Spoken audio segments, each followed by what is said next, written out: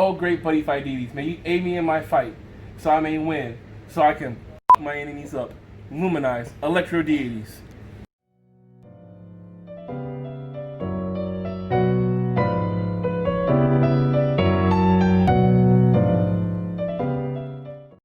Alright, this is going to be a post-Glory Valiant deck profile. Just a heads up for the future. Most of my decks are going to have proxies in them, and there are going to be from post-Glory Valiant and maybe even post-Rebuddy. Since COVID-19, Blizzard has made the very, very smart decision. I'm not saying that sarcastically. I understand they want our health to be most important, and I appreciate that. But so singles this year is canceled. That means there's no World coming up in the next year's January. So that means that realistically, we probably might have Springfest 2021 and Singles 2021. So since that is so far in the future, and by then we probably will have Glory Valiant, we probably will have the Rebuddy set. Most of my decks are going to be testing for that, since I really don't got to worry about testing for this year anymore anyway. Anyway, where was I? On to the Buddy. It is going to be Great Electrodeity of Freedom, Izanami. She has an effect called Leave It To Me. Leave It To Me, you can discard 5 different size 3 Electrodeities from your hand. If you do, after this turn, you get another turn. Spoiler alert, do not play 5 different size 3s. Will not ever be using the effect Leave It To Me. I will not leave it to you. I will keep it in my own hands, Izanami. Thank you very much. I still love you, girl. Your effect you do use, that I do love from you, is call a size 3 Electrodeity from your drop zone without paying its call cost. It is a size 0 until it leaves the field, and you have triple attack. Not 1, not 4, but 3. And we play 3 copies of you. You show up quite a lot. I do have Miracle Fighters for you, and all that other stuff. We do draw a lot. We will see you, and we will have a good time. Alright, it's time to share your spotlight with your daughters. I play 4 of this new Amaterasu. 3 Brights of the Sun Amaterasu. We share a dance. I don't know how to say that, so I'm gonna say the Nene dance. So anyway, pay 3 gauge, counter. During each player's attack phase, we draw 2 cards and choose one of the following effects. May only use ability once per turn. I can either gain 2 life, have every Electrodeity on the board gain +8 defense, or I gain a gauge and every Electrodeity on the board gain 8,000 power. She has penetrate and double attack, and she is my main one that I want to see outside of her. I want to have 3 of these on the board thanks to Izanami. I want to just draw my hand out, gain all my life, gain all my cards, and just have a hand and just feel good about myself. She is a magnificent lady. Just beautiful. Next up is going to be the original Amaterasu. Electrodeity of Light Amaterasu. She has the effect to gain 2 life and draw a card, or to gain a gauge, gain 8,000 power and double attack. I just have her there because she gains me 2 life. She also still draws me cards. And unlike her new version of herself, I can do her anytime versus her, where I can only do her during the attack phase. Next up, for her last version of herself, I play 1. Hold on, I thought I had all these cards laid out right. I guess I didn't, guys. My bad.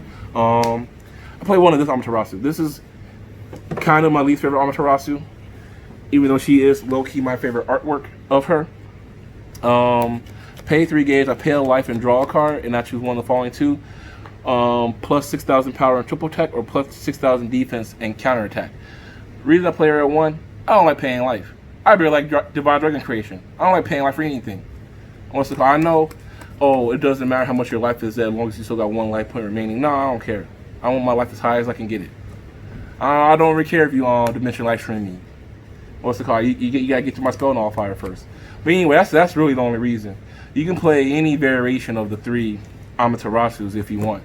Like at first, I was doing a 3-3-2 split, but just really want to see this. I want to see this as fast as I can.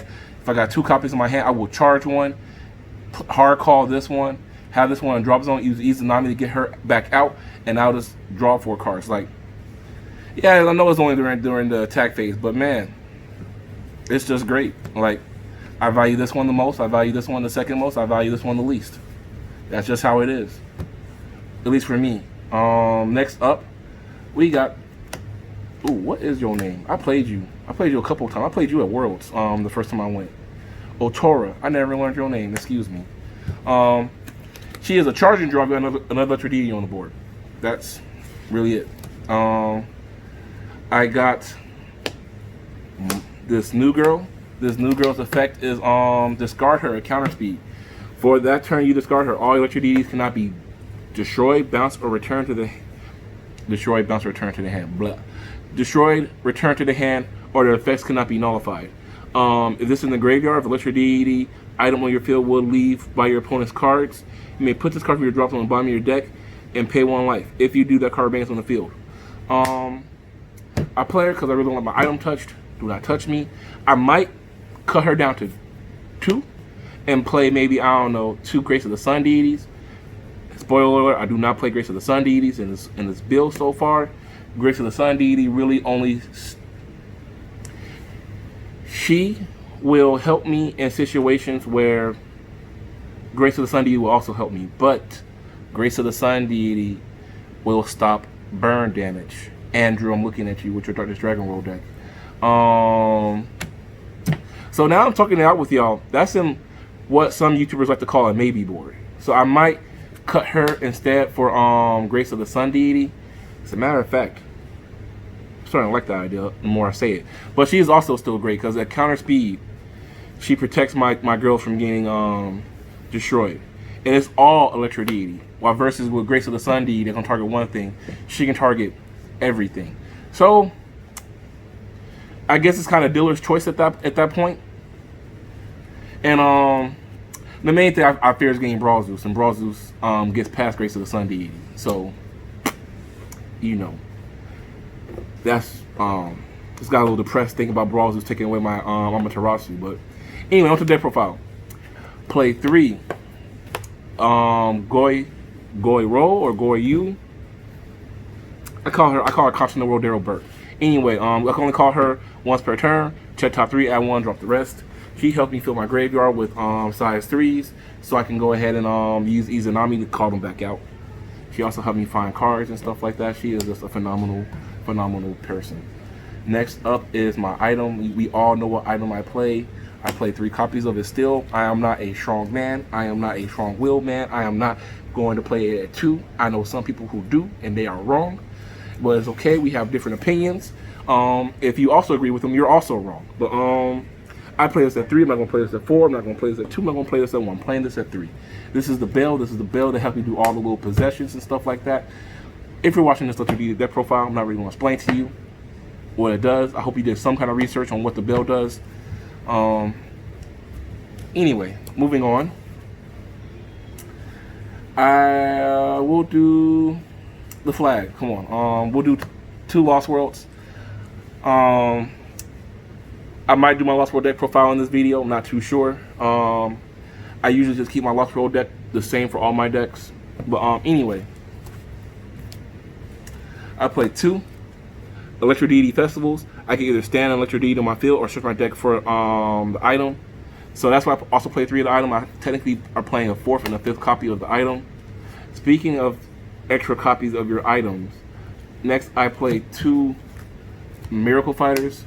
Yes, that full art, I love it. I do have the original Miracle Fighters, but man, you can't sit here and tell me these full arts they gave us in Recollection ain't nice. I mean, Warlord Soul Release, this card, Dimension Draw, all those are just so nice full art. It's just makes me happy just looking at this card. So anyway, pay 1 gauge, search your deck for a size 3 attribute on your field. So you gotta name an attribute for the cost. So let's say, for example, you can name Electrodeity, you can name Oni Assassin, etc., etc. Then you search your deck for an item or size 3 with that same attribute you named. So this is technically the 3, 4, 5, the 6, the 7 copy of the bill.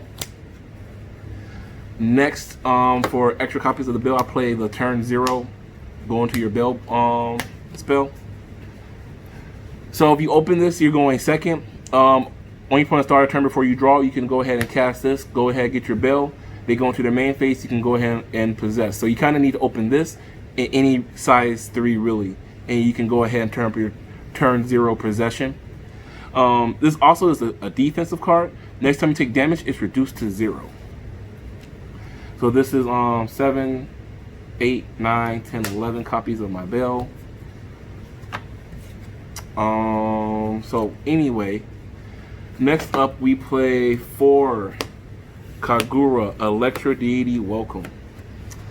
Pay 1 life. If you have Electrodeity on your board, you can gain 3 gauge. Look at your gauge. Add 1 to your hand. You can only cast that spell once per turn. Next, we play 3 of that card from Post Valiant, Bad Manners. Do not know what Bushiroad was thinking when they made Bad Manners. It was like, alright, Cycle Fubuki got hit to 1 because of Electrodeities. Let's give them another spell and I'll see what happens this time around. Alright, so we'll see how long this card lasts. I don't think this card is going to make it to 2023. But anyway, what I'm going to say, you only cast this card if you have, what's the actual conditions? If you have Electrodeity item with souls, you pay 2 gauge, you nullify the spell, your opponent cannot cast a spell with that same name for the rest of the turn. So this is Chronos Reverse, but better. Do not have to wait till I get to a giant god to get the rest of the effect. I can do this the moment I get my item with soul. So yeah, Bushiroad, guess way to just keep screwing over time dragons. Anyway, I'm gonna play 3 of that. Oh, okay. Other people's children. Anyway, Ritual Harvest Prayer is going to cast a Electrodeity on the field, pay 1 gauge, draw 2 cards. If I have an item with soul or Electrodeity item with soul, I can draw 1 extra card. Next, I play 3 Soul Ore. Nullify attack. Well, if I'm being attacked, nullify attack, gain a gauge, gain a life. Choose a card that's attacking, and that card cannot stand.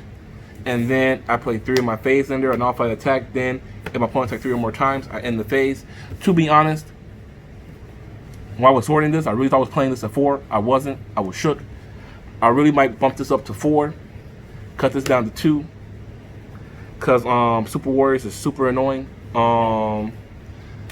Hate that deck. I love it, but man, final phase is so strong. Anyway, I know I'm gonna always have the 4th copy of this in my sideboard, but I'm not doing my sideboard this profile. Alright, so actually I'm not gonna do my Lost World deck. I am still gonna be playing Lost World in the deck, but like I said earlier, I had a locals today, and I had to deproxy my Lost World deck, and so I forgot to reproxy my Lost World deck. So my Lost World deck's is not ready right now. The one thing to say about Lost World is, at the Post Valiant, there's really no wrong way to play Lost World unless you're purposely trying to play Lost World bad.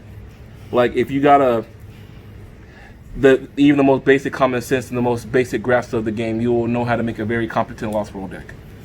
And that's it I'm really going to say about that. I've been trying to work on how to make these videos shorter.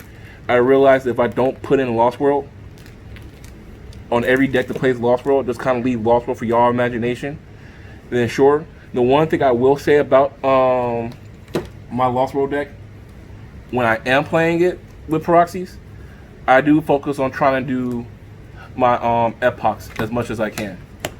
So epochs is when a Lost World monster will leave your field, you can pay 2 gauge and call him out. So basically, I will have the, hold on, let me grab the cards for y'all. I will have, like, I don't know, I will have, let's say, this Amaterasu out. I will have, like, I don't know, I will have Vanity out. And let's say I got Izanami back here.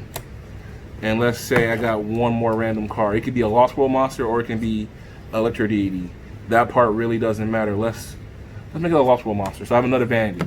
So let's say this Vanity got done attacking and stuff like that. Then this Vanity got done attacking.